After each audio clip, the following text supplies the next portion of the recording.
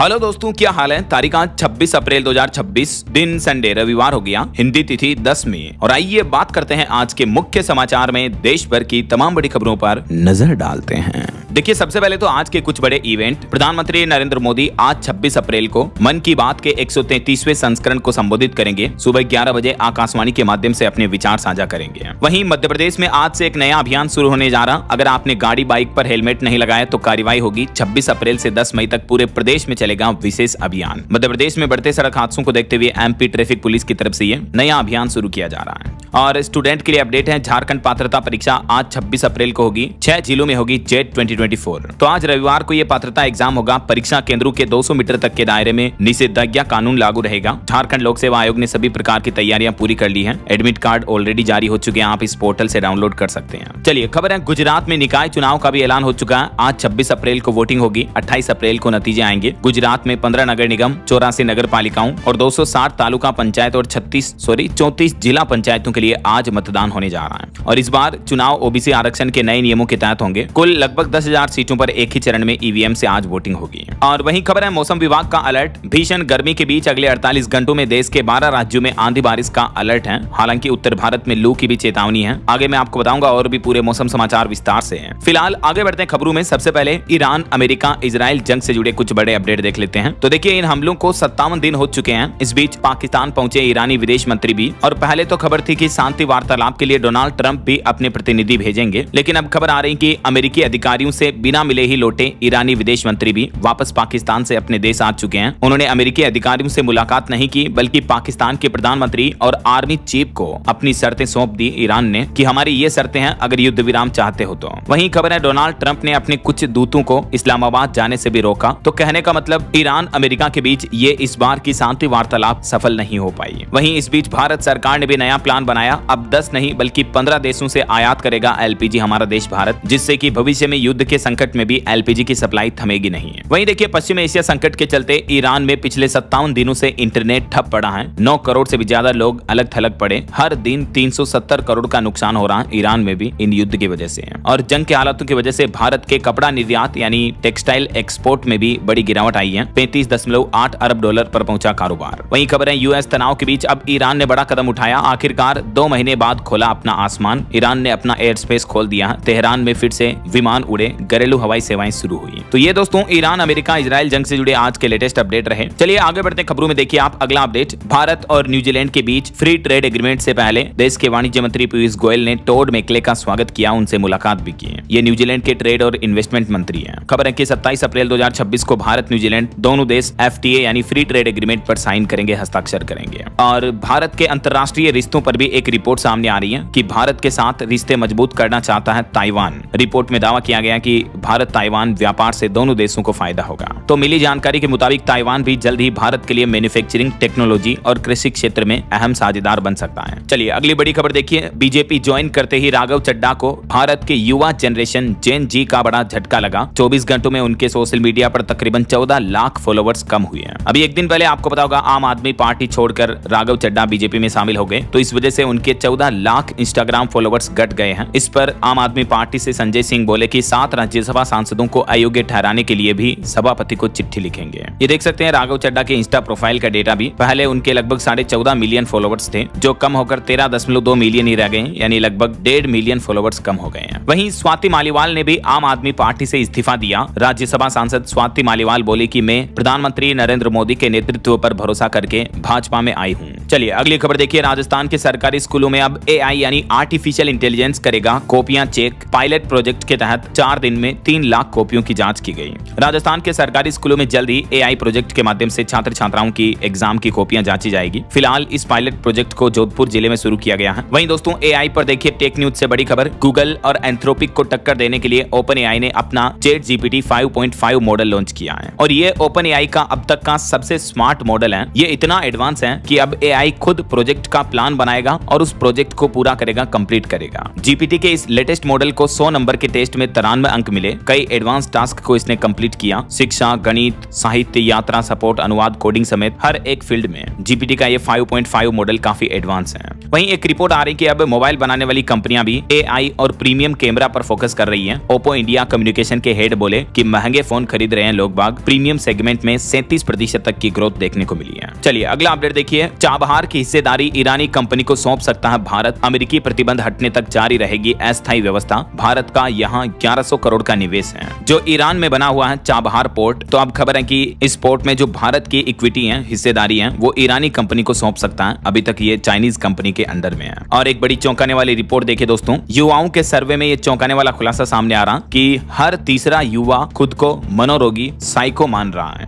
ये रिपोर्ट आपको भी सोचने को मजबूर कर देगी। जी हाँ, अमेरिका में हुए हाल ही के एक सर्वे के मुताबिक यहाँ हर तीसरा युवा खुद को मनोरोगी यानी साइको मानता है और रिश्तों को सुलझाने के बजाय उनसे दूरी बनाना पसंद करता है। रिपोर्ट में यह भी पता चला कि सामाजिक अलगाव से युवाओं में अकेलेपन की भावना भी बढ़ रही है। 73% युवा खुलकर बात नहीं करना चाहते हैं। 60% जेनजी युवा अपने करीबियों से संपर्क तोड़ रहे हैं। देखिए आजकल युवाओं को क्या हो गया है, स्ट्रेस, एंजाइटी, अकेलापन, तनाव ये बढ़ता ही जा रहा है। असल जिंदगी और इंटरनेट वाली जिंदगी दोनों जगह दूरी बन रही है। इंटरनेट पर भी युवा दूसरों को ब्लॉक कर रहे हैं, सोशलाइज कम हो रहे हैं मतलब। और ये ना सिर्फ अमेरिका की रिपोर्ट बल्कि देखिए दोस्तों हमारे देश में भी युवाओं पर एक चौंकाने वाली रिपोर्ट सामने आ रही है कि युवाओं में मानसिक बीमारियों का ग्राफ बढ़ता ही जा रहा है। 35 साल से कम के 60% युवा मानसिक विकार से पीड़ित हैं। यानी हमारे देश के आधे से भी ज्यादा युवा मेंटली अनस्टेबल है, मेंटल प्रॉब्लम है उनको। इस रिपोर्ट में पता चला कि हमारे देश में भी मानसिक स्वास्थ्य तेजी से बिगड़ रहा है। खास करके युवाओं में 35 ईयर से कम आयु के लोगों में 60% मामले ऐसे पाए गए हैं जहां डिप्रेशन, एंजाइटी, तनाव बढ़ रहा है। और एक्सपर्ट्स के मुताबिक टीनेज युवाओं में डिप्रेशन बढ़ने के पीछे कुछ कारण भी हैं। ज्यादा सोशल मीडिया, इंटरनेट का इस्तेमाल करना, पढ़ाई का दबाव, आत्मविश्वास, कॉन्फिडेंस की कमी। तो इसलिए जितना हो सके दोस्तों डिजिटल वर्चुअल लाइफ से दूर रहें, रियल लाइफ में जिएं, योगा करें, वर्कआउट करें, एक्सरसाइज करें, घूमें फिरें, फिजिकल गेम्स खेलें, अलग अलग जगहों को ट्रेवल करें, एक्सप्लोर करें। इससे मेंटली युवा ज्यादा स्ट्रॉन्ग रहते हैं, है ना। चलिए अगली खबर देखिए। आरएसएस प्रमुख मोहन भागवत बोले कि भारत विश्व गुरु जरूर बनेगा, कोई संदेह नहीं है। राम मंदिर बनने को लेकर भी लोग शक करते थे, वैसे ही यह लक्ष्य भी अब तय है। वहीं बागेश्वर धाम के पंडित धीरेन्द्र कृष्ण शास्त्री ने भी अजीब बयान दिया। वो बोले कि 4 बच्चे पैदा करो, एक आरएसएस को दो। नागपुर में उन्होंने अपनी कथा के दौरान कहा, बंसी बजाने से काम चलता तो महाभारत का युद्ध भी नहीं होता। और पॉलिटिक्स के कुछ अपडेट देखिए। राहुल गांधी बोले कि ममता बनर्जी बीजेपी का रास्ता खोल रही है। तो वहीं असम के मुख्यमंत्री हिमंत बिश्व शर्मा ने कहा कि बंगाल में इस बार डबल सेंचुरी बनाएंगे। इलेक्शन कमीशन ने 5 अफसर भी सस्पेंड कर दिए। गृह मंत्री अमित शाह का रोड शो भी देखने को मिला बंगाल चुनाव के दूसरे चरण को लेकर। वहीं खबर है कि इस बार भाजपा अध्यक्ष नितिन नवीन की टीम में 33% महिलाएं होगी। संसदीय बोर्ड से सचिव स्तर तक ये महिला आरक्षण का फॉर्मूला बीजेपी इंटरनली लागू करने जा रही है। राष्ट्रीय कार्यकारिणी में भी 100 से ज्यादा महिलाओं को जगह मिलेगी। और खबर है तमिलनाडु में किसी भी मतदान केंद्रों पर नहीं होगा पुनर्मतदान। चुनाव आयोग का कहना है कि पहले हुए चुनाव शांतिपूर्ण रहे हैं, किसी तरह की कोई गड़बड़ी नहीं हुई, तो वापस रीवोटिंग नहीं होगी। और पश्चिम बंगाल विधानसभा चुनाव 2026 को लेकर भी निर्वाचन आयोग ने बड़ी कार्रवाई की। लापरवाही करने वाले 6 पुलिस अधिकारियों को भी निलंबित कर दिया। और बंगाल चुनाव के दूसरे चरण से पहले ईडी की भी बड़ी कार्रवाई देखने को मिली। कोलकाता समेत 9 ठिकानों पर छापेमारी की। राशन घोटाले में भी जांच जारी है। तो ये कुछ पॉलिटिकल अपडेट चल रहे हैं। चलिए अगला अपडेट देखिए दोस्तों। बीते दिन एयर इंडिया की फ्लाइट में बड़ी ट्रेजेडी देखने को मिली। कई घंटों तक बिना एसी के बैठे रहे यात्री। दिल्ली एयरपोर्ट पर हंगामा भी देखने को मिला। इंदौर के लिए 3 घंटे डिले होने के बाद फ्लाइट ने उड़ान भरी। और चारधाम यात्रा पर रिपोर्ट आ रही है कि बीते 4 दिन में ही लगभग 1.25 लाख लोग केदारनाथ धाम पहुंचे। भैरवनाथ के कपाट खुलने के बाद धाम में सायंकालीन आरती भी शुरू हुई। बद्रीनाथ में भी अब तक लगभग 37,000 से भी ज्यादा श्रद्धालु पहुंच चुके हैं। चलिए अगली बड़ी खबर देखिए। भारतीय रिजर्व बैंक आरबीआई ने डिजिटल वॉलेट्स के लिए कुछ कड़े नियमों का प्रस्ताव रखा। जल्दी आपको डिजिटल वॉलेट के नए नियम देखने को मिलेंगे। रिजर्व बैंक ने डिजिटल वॉलेट और प्रीपेड कार्ड के उपयोग को सुरक्षित बनाने के लिए ये नए नियमों का मसौदा जारी किया है। इसमें एक तो गैर बैंकिंग कंपनियों के लिए कम से कम 5 करोड़ रुपए की नेट वर्थ और एक अलग एस्क्रो अकाउंट खाता भी अनिवार्य कर दिया है। जो एनबीएफसी नॉन बैंकिंग फाइनेंशियल कंपनियां होती हैं, वो जो ग्राहकों को वॉलेट वगैरह की सुविधा देती है, तो उससे संबंधित आरबीआई ये नए नियम लागू करने जा रहा। डिटेल्स आप देख सकते हैं। अभी एक दिन पहले आपको पता होगा पेटीएम पेमेंट्स बैंक का भी लाइसेंस आरबीआई ने रद्द कर दिया, ये कहते हुए कि इसकी बैंकिंग सेफ नहीं है। तो जिन भी ग्राहकों का वॉलेट वगैरह में पैसा पड़ा है, तो उन ग्राहकों को उनका पैसा वापस मिल जाएगा उनके बैंक खाते में। और कंपनी का कहना है कि वो पैसा ग्राहकों को लौटाने के लिए पर्याप्त फंड पड़ा है हमारे पास। हालांकि पेटीएम का यूपीआई ऐप काम करता रहेगा। पेटीएम की दूसरी किसी भी सर्विस पर कोई असर नहीं होगा। आरबीआई की कार्रवाई पर पेटीएम कंपनी ने बयान दिया और कहा कि हमारे कारोबार पर कोई असर नहीं होगा, सभी सेवाएं जारी रहेगी। सिर्फ पेटीएम का वॉलेट और जो पेटीएम पेमेंट्स बैंक है वो सर्विस बंद हो जाएगी। ऐसा। चलिए अगली बड़ी खबर देखिए दोस्तों, मणिपुर राज्य में फिर से हिंसा का माहौल देखने को मिला। प्रदर्शनकारी पुलिस से भिड़े, सुरक्षा बलों ने रोकने के लिए आंसू गैस के गोले भी चलाए। मुख्यमंत्री के घर की ओर मार्च निकाल रहे थे ये प्रदर्शनकारी। वहीं खबर है होर्मुज रूट खुलते ही कुछ महीनों में संभल सकता है खाड़ी तेल उत्पाद भी। गोल्डमैन सैक्स की रिपोर्ट्स में अनुमान लगाया जा रहा है। और खबर देखिए, अब व्हाट्सएप पर मिलेगी आपको जनगणना की सारी जानकारी। टोल फ्री नंबर के साथ व्हाट्सएप चैटबॉट सेवा भी शुरू की है सरकार ने। भारत सरकार ने जनगणना 2027 को आसान बनाने के लिए एक तो राष्ट्रीय toll free helpline number 1855 launch किया है। इसके अलावा एक व्हाट्सएप चैटबॉट भी शुरू किया है। जनगणना से संबंधित आपके मन में कोई भी सवाल है तो आप ये राष्ट्रीय टोल फ्री हेल्पलाइन नंबर पर भी सहायता ले सकते हैं। इसके अलावा व्हाट्सएप चैटबॉट हेल्पलाइन नंबर के माध्यम से भी आपको हर एक सवाल का जवाब मिल जाएगा जनगणना से जुड़ा। चलिए अगला अपडेट देखिए, चीन के साथ 1 इंच जमीन भी नहीं खोई हमने, भारत ने मतलब। देश के पूर्व थल सेना प्रमुख जनरल नरवणे बोले कि कोई अगर इस बात पर विश्वास ना करे तो ये उसकी सोच है, लेकिन उनका कहना है कि चीन ने 1 इंच भी भारत की जमीन नहीं हड़पी है। जो अक्सर विपक्ष की तरफ से आरोप लगाए जाते हैं वो बेतुके हैं। वहीं खबर है प्रधानमंत्री नरेंद्र मोदी से मिले नीति आयोग के नए उपाध्यक्ष अशोक लाहिड़ी, शिक्षाविद गोवर्धन दास भी बने सदस्य। और सुप्रीम कोर्ट का बड़ा फैसला देखिए, अस्पतालों में आईसीयू के लिए एक समान मानक तय हो। सुप्रीम कोर्ट ने देश में स्वास्थ्य सेवाओं पर गंभीर चिंता जताते हुए कहा कि राज्य सरकारें 3 सप्ताह में इसको लेकर एक्शन प्लान बनाएं। सुप्रीम कोर्ट ने देश के सभी राज्यों और केंद्र शासित प्रदेशों को आईसीयू वार्ड सेवाओं के लिए जरूरी दिशा निर्देश लागू करने हेतु व्यवहारिक कार्य योजना तैयार करने का निर्देश दिया है। इस मुद्दे पर अगली सुनवाई 18 मई को होगी। सुप्रीम कोर्ट ने इस मामले में कहा कि इन 5 बुनियादी जरूरतों की पहचान करके प्राथमिकता दें। देख सकते हैं आप सुप्रीम कोर्ट के इस फैसले की डिटेल जानकारी भी। और वहीं खबर है इंडो पैसिफिक में भारत की ताकत बढ़ी, भारत और अमेरिका के बीच साझेदारी गहरी हुई। देश के सीडीएस अनिल चौहान की बैठक से रक्षा सहयोग को नया आयाम मिलेगा, ये भी रिपोर्ट सामने आ रही है। और देश के किसान भाई लोगों के लिए भी अच्छी गुड न्यूज है, नहीं बढ़ेंगे खाद उर्वरक के दाम। 25 लाख टन यूरिया आयात करने जा रही है सरकार। जी हाँ, अभी जो खाड़ी देशों में संकट चल रहा है, ईरान अमेरिका इजराइल का युद्ध, इस वजह से जो उर्वरकों की वैश्विक कीमतों में तेजी आई, उसके बावजूद भी किसानों को सस्ती दर पर खाद उपलब्ध कराने के लिए अब केंद्र सरकार ने बड़ा फैसला लिया है। और इसके तहत खरीफ सीजन से पहले केंद्र सरकार एक साथ 25 लाख टन यूरिया आयात करने जा रही है। तो मतलब जब वापस बारिश का मौसम आएगा और खरीफ की फसलें बोई जाएगी, उससे पहले इतना यूरिया आयात किया जाएगा। ग्लोबल मार्केट से महंगा यूरिया खरीद रही है सरकार, ताकि किसानों को उनकी वापस खेती बाड़ी बोने के टाइम पर सस्ता यूरिया मिल सके। ऐसा। बहरहाल अभी तो अपन कुछ और महत्वपूर्ण और काम की खबरें देखेंगे दोस्तों, लेकिन फिलहाल वक्त तो चला है आज के ताजा मौसम समाचार जानने का। और हाँ, एक छोटी सी रिक्वेस्ट आपसे ये है कि अगर आप डीएलएस न्यूज चैनल से अभी तक भी जुड़े नहीं हो तो जुड़ जाइए, चैनल को सब्सक्राइब करके बेल आइकन जरूर दबा दीजिएगा और इस वीडियो पर एक लाइक और शेयर भी कर देना, ताकि आपको रोजाना की ताजा खबरें, महत्वपूर्ण मुख्य समाचार, काम के न्यूज अपडेट, सरकार के नए नियम, बड़े फैसले, नई सरकारी योजनाओं की जानकारी सबसे पहले आपके मोबाइल पर मिलती रहेगी इस चैनल डीएलएस न्यूज के माध्यम से, है ना। चलिए दोस्तों, अपनी तो ढेर सारी बातें करेंगे कभी बाद में, फिलहाल सीधा आगे बढ़ते हैं मौसम अपडेट में। तो देखिए बड़ी खबर, अल नीनो का कहर दिखेगा उत्तर पश्चिम और मध्य भारत के लिए। अगले 4 दिन बेहद भारी रहने वाले हैं। भीषण लू चलेगी, लू और गर्मी अपना भयंकर असर दिखाएगी। जी हाँ, मौसम विभाग ने अपनी चेतावनी में बताया कि अगले महीने मई में तो गर्मी सारे रिकॉर्ड तोड़ देगी और अल नीनो की वजह से और भीषण गर्मी पड़ेगी। इस साल सूखे का खतरा भी बढ़ रहा है। जी हाँ, अंतर्राष्ट्रीय मौसम वैज्ञानिकों ने भी चेतावनी में बताया कि अल नीनो का असर भारत समेत पूरे दक्षिण एशिया में दिखेगा। गर्मी बढ़ने और बारिश कम होने से इस साल फसलों के नुकसान होने की भी आशंका बढ़ेगी। और अभी भी हमारे देश में बढ़ती गर्मी के बीच कई राज्य सरकारों ने भी फैसले लिए हैं। देखिए, दिल्ली की मुख्यमंत्री रेखा गुप्ता ने हीट वेव से बचाव के लिए बड़ा प्लान बनाया। राजधानी दिल्ली में अब ORS वाटर कूलर लगाए जाएंगे, कूल रूम की भी व्यवस्था होगी। दिल्ली सरकार हीट एक्शन प्लान 2026 लागू करने की तैयारी शुरू कर चुकी है, जिसके तहत स्कूलों में बच्चों के लिए भी ये व्यवस्थाएं की जाएगी। वहीं उत्तर प्रदेश में भी देखिए, स्कूल की प्रार्थना सभा में लू से बचाव के उपाय बताए जाएंगे बच्चों को। बढ़ते तापमान को लेकर श्रावस्ती डीएम ने जागरूकता बढ़ाने के निर्देश भी दिए। देखिए, अभी राजधानी दिल्ली में तापमान 43 डिग्री के भी पार पहुंच चुका है। हॉस्पिटल में बनी हीट स्ट्रोक यूनिट, इसमें बाथ टब और कूलिंग बेड भी लगाए गए हैं। उत्तर प्रदेश के वाराणसी में भी ट्रैफिक सिग्नल पर लगाई ग्रीन नेट। देश भर के कई हिस्सों में लू का असर और तेज होता जा रहा। कुछ अलग अलग राज्यों की स्थितियां देखिए आप। उत्तर प्रदेश में तापमान 47.5 डिग्री पहुंचा। यूपी का बांदा अभी देश का सबसे गर्म शहर चल रहा। 4 साल बाद उत्तर प्रदेश में इतनी तपिश अप्रैल महीने में देखने को मिली है। हालांकि यूपी में 27 अप्रैल के बाद मौसम बदलेगा और कुछ राज्यों में अभी बारिश की गतिविधियां भी दिख रही हैं पश्चिमी विक्षोभ के चलते। देखिए, मध्य प्रदेश के भी मंदसौर में बारिश हुई। इंदौर ग्वालियर में 8वीं तक के सभी स्कूल बंद हैं गर्मी की वजह से। उज्जैन में तो तापमान 43 डिग्री के भी पार चल रहा है। राजस्थान के भी 6 जिलों में बारिश देखने को मिली। राजसमंद में तो ओले भी गिरे। हालांकि अभी भी मौसम विभाग ने लू की चेतावनी जारी कर रखी है। आज और कल भी राजस्थान के अधिकांश जिलों में लू हीट वेव का येलो अलर्ट जारी किया है, देख सकते हैं आप मानचित्र में। वहीं छत्तीसगढ़ में भी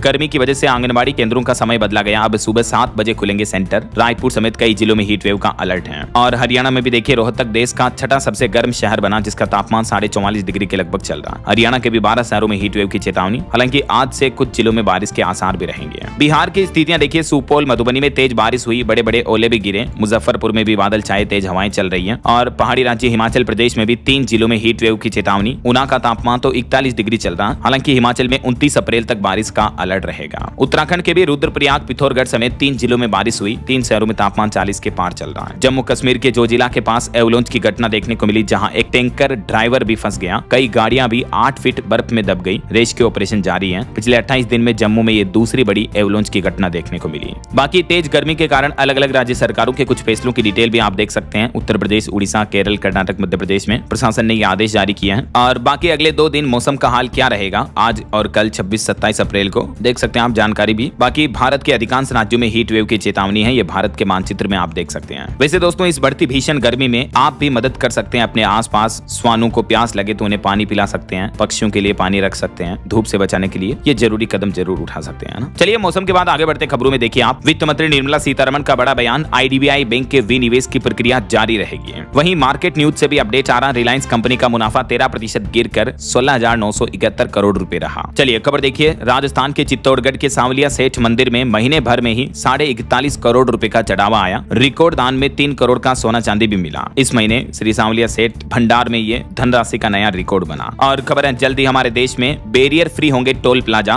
बिना रुके ही कटेगा वाहनों का टैक्स। परिवहन मंत्री नितिन गडकरी की तरफ से खुद ये बड़ी घोषणा की गई। उन्होंने कहा कि इस साल दिसंबर तक देश के राष्ट्रीय राजमार्ग, नेशनल हाईवे पर बैरियर फ्री टोलिंग व्यवस्था लागू हो जाएगी, जिसमें फास्टैग और AI कैमरों दोनों का इस्तेमाल होगा। यानी आपकी गाड़ी को 1 सेकंड भी रुकना नहीं होगा। बस जैसे ही आपकी गाड़ी होकर निकलेगी टोल प्लाजा से, आपका टोल टैक्स कट जाएगा ऐसा। और बड़ी खबर देखिए, राजधानी दिल्ली में साइबर धोखाधड़ी नेटवर्क का बड़ा भंडाफोड़ हुआ। 8 दिनों में 16 करोड़ के लेनदेन के आरोप में 2 आरोपियों को गिरफ्तार किया गया। और वहीं देखिए, दुनिया भर में यूनिवर्सिटी की रैंकिंग लिस्ट सामने आ रही है। द एशिया यूनिवर्सिटी रैंकिंग 2026 की लिस्ट में टॉप 40 लिस्ट में कोई भी भारतीय यूनिवर्सिटी नहीं है, जबकि टॉप 100 में सिर्फ IISc बेंगलुरु इस बार शामिल हुई, जिसकी भी रैंकिंग पिछले साल के मुकाबले गिर गई है। ये देख सकते हैं, द एशिया यूनिवर्सिटी रैंकिंग 2026 में टॉप 10 यूनिवर्सिटी वगैरह के कुछ डेटा भी है। और कुछ बड़ी दुर्घटनाओं और हादसों की खबरें देखें दोस्तों, राजस्थान के अलवर की यह घटना है। एक परफ्यूम की बोतल के कारण भड़की आग, 4 लोग जिंदा जल गए। नीमराना के अवैध कबाड़ गोदाम में धमाके देखने को मिले। 1 किलोमीटर तक ऊंचाई पर आग की लपटें और धुआं दिखाई दिया। राजस्थान के नीमराना कोटपुतली बहरोड में अवैध कबाड़ गोदाम में आग लगने से 4 लोग जिंदा जल गए, जिसमें 2 नाबालिग थे। दावा किया जा रहा है कि हादसा परफ्यूम की बोतल से निकले केमिकल में आग लगने की वजह से हुआ है। वहीं उत्तर प्रदेश में एक बड़ी सड़क दुर्घटना हो गई। 5 लोगों की मौत हो गई। बेटी की शादी कराकर लौट रहा था परिवार, तभी ट्रेलर से टकराई इनकी कार। SUV को काट करके इनके शव बाहर निकाले गए। इतना भीषण सड़क हादसा था। बताया जा रहा है कि ड्राइवर को नींद की झपकी आने की वजह से यह पूरा हादसा हुआ, उत्तर प्रदेश के मऊ जनपद में। चलिए आगे बढ़ते खबरों में कुछ इंटरनेशनल न्यूज अपडेट देखिए दोस्तों।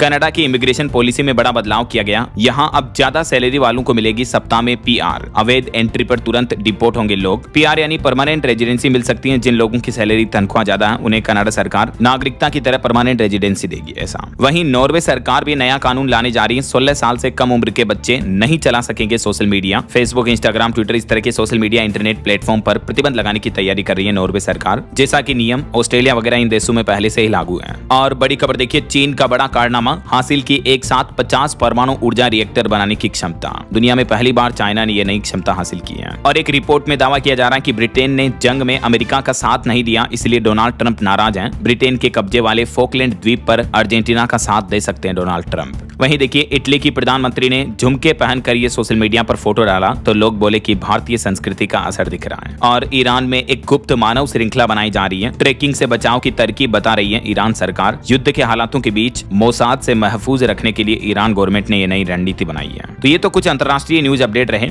चलिए आगे बढ़ते हैं खबरों में। देखिए आप अगली खबर, वित्त मंत्री निर्मला सीतारमण ने महाराष्ट्र पुणे में किया SBI के स्थानीय मुख्यालय का उद्घाटन और बैंक की भी सराहना की है। वहीं खबर है, रणवीर सिंह को फिल्म कांतारा विवाद में कोर्ट से राहत मिली। 4 सप्ताह में मंदिर जाकर माफी की शर्त रखी। हाईकोर्ट ने केस निपटाने के संकेत भी दिए। और खबर आ रही, ड्रग केस में बॉलीवुड सेलिब्रिटीज के खिलाफ ठोस सबूत नहीं मिले। 252 करोड़ के मेफेड्रोन मामले में नोरा फतेही और श्रद्धा कपूर के नाम सामने आए थे। चलिए अगला अपडेट देखिए, 1 रुपए में मिलेगी जमीन। बिहार में स्टाम्प ड्यूटी और रजिस्ट्रेशन अब बिल्कुल फ्री रहेगा। बिहार की नई सम्राट सरकार ने उद्योगपतियों को यह बम्पर ऑफर दिया। जो कारोबारी इंडस्ट्री व्यापार लगाना चाहते तो 1 रुपए में उन्हें जमीन देगी बिहार सरकार। और बिहार में अल्पसंख्यक आवासीय विद्यालयों में भी फ्री नामांकन की प्रक्रिया शुरू हुई। 1 मई तक ऑनलाइन आवेदन कर सकेंगे। वहीं देखिए मध्य प्रदेश में किसानों को सरकार ने डबल राहत दी है। अब छोटे बड़े सभी कृषकों के लिए खुली गेहूं खरीद की स्लॉट बुकिंग 9 मई तक अवधि बढ़ा दी है एमपी की मोहन यादव सरकार ने। और हेल्थ से जुड़ी अच्छी खबर आ रही है। मलेरिया से लड़ाई में शिशुओं के लिए एक नई दवा को WHO ने मंजूरी दे दी है। विश्व स्वास्थ्य संगठन ने शिशुओं के लिए मलेरिया की विशेष दवा बनाई गई जिसको मंजूरी दी। 5 किलोग्राम से कम वजन वाले बच्चों के लिए दवा पूरी तरह से सुरक्षित है। देख सकते हैं दवा की डिटेल भी।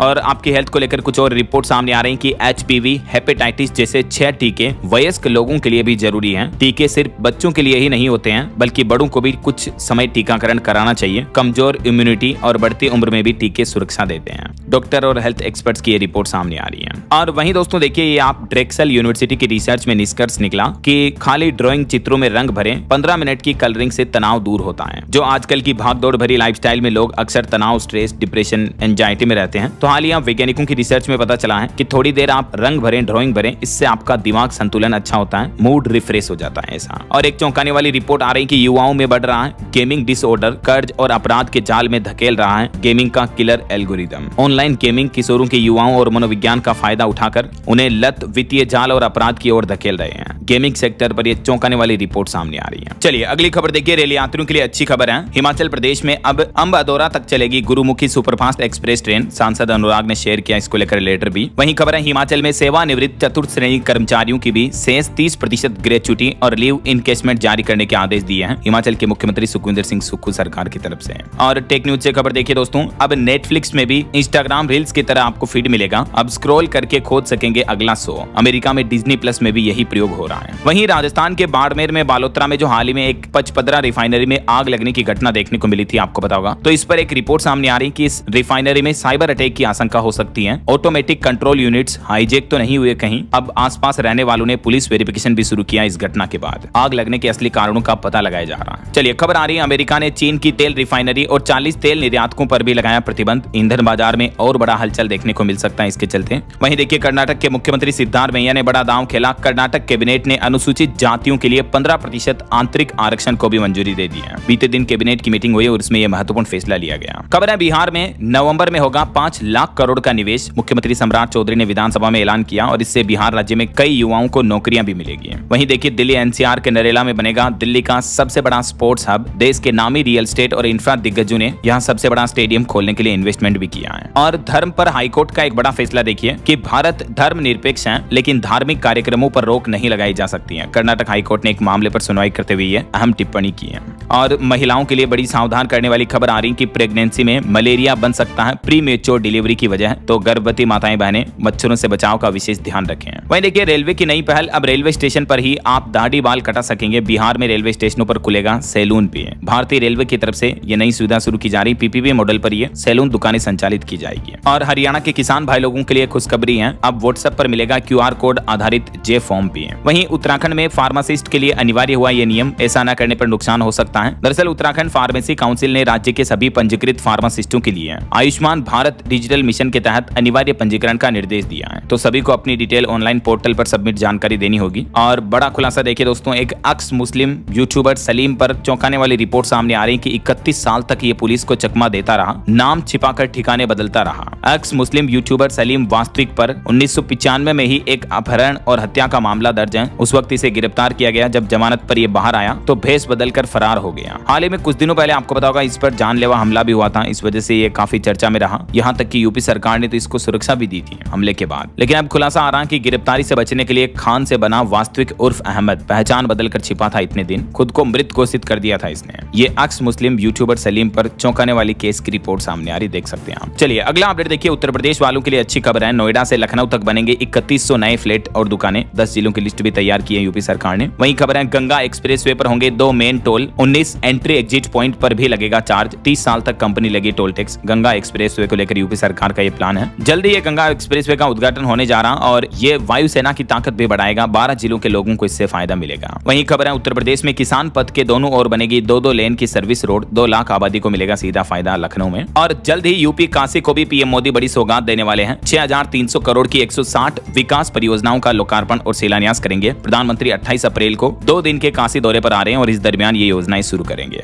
काशी से पीएम मोदी 2 ट्रेनों को भी हरी झंडी दिखाएंगे। ये दोनों ही ट्रेनें यूपी से महाराष्ट्र को जोड़ेगी। यानी यूपी अयोध्या से मुंबई के लिए भी चलेगी अब गरीब अमृत भारत एक्सप्रेस ट्रेन, जिसको 28 अप्रैल को पीएम मोदी रवाना करेंगे। ये ट्रेन के नंबर वगैरह रहेंगे। वहीं खबर है उत्तर प्रदेश में स्मार्ट प्रीपेड मीटर के नियमों में बड़ा बदलाव किया है। अब ये मीटर भी पोस्ट पेड की तरह काम करेंगे, प्रीपेड वाले भी। उत्तर प्रदेश में स्मार्ट मीटर पर योगी सरकार ने बड़ा फैसला लेते हुए कहा कि 30 दिन तक बिजली नहीं कटेगी, चाहे बैलेंस आपका नेगेटिव भी हो गया तो भी। और उत्तर प्रदेश के ऊर्जा मंत्री ने भी ये कहा कि आज रविवार समेत सार्वजनिक अवकाशों पर भी नेगेटिव बैलेंस होने पर भी नहीं कटेंगे कनेक्शन। वहीं यूपी में अब जिला पंचायत से नक्शा पास कराए बिना नहीं बनेगा मकान। रायबरेली की 988 ग्राम पंचायतों के लिए नई व्यवस्था लागू हो चुकी है। चलिए कुछ और स्टेट न्यूज अपडेट देखिए फटाफट से। देखिए मध्य प्रदेश में 2500 करोड़ का रक्षा संयंत्र बनाया जा रहा। अदानी की जैकेट फैक्ट्री शुरू हुई। एमपी के शिवपुरी में सिंधिया बोले कि रोजगार और उद्योग दोनों को रफ्तार देंगे। और छत्तीसगढ़ के बस्तर कैडर के 47 नक्सलियों ने तेलंगाना में सरेंडर किया। 1.5 करोड़ के इनामी नक्सली भी इसमें शामिल हैं। वहीं हाल ही में जो छत्तीसगढ़ में वेदांता प्लांट में हादसा हुआ था जिसमें 25 लोगों की मौतें हो गई थी, तो इस मामले पर भी अब NHRC यानी नेशनल ह्यूमन राइट्स कमीशन ने रिपोर्ट मांगी और कहा कि सरकार इस हादसे की जवाबदेही तय करे, पीड़ितों को न्याय दिलाए। और बड़ी खबर आ रही छत्तीसगढ़ में प्राइवेट स्कूल 8% से ज्यादा फीस नहीं बढ़ा पाएंगे। किताबें, यूनिफॉर्म और स्टेशनरी थोपने पर भी कार्रवाई होगी। छत्तीसगढ़ सरकार ने निजी स्कूलों की मनमानी को लेकर ये 2 बड़े फैसले लिए और सख्त दिशा निर्देश जारी कर दिए हैं। एक तो फीस बढ़ोतरी पर अब सख्त कार्रवाई होगी और दूसरा निजी किताबें और बंदी हुई पैकेज किताबी खरीद पर भी रोक रहेगी। ये देख सकते हैं दोनों गाइडलाइंस को लेकर नोटिस भी। वहीं देखिए छत्तीसगढ़ में धर्म स्वातंत्र्य विधेयक के खिलाफ याचिका खारिज हुई। राज्य शासन ने कहा कि कानून लागू नहीं है, इसलिए इस पर सुनवाई संभव नहीं हो सकती है।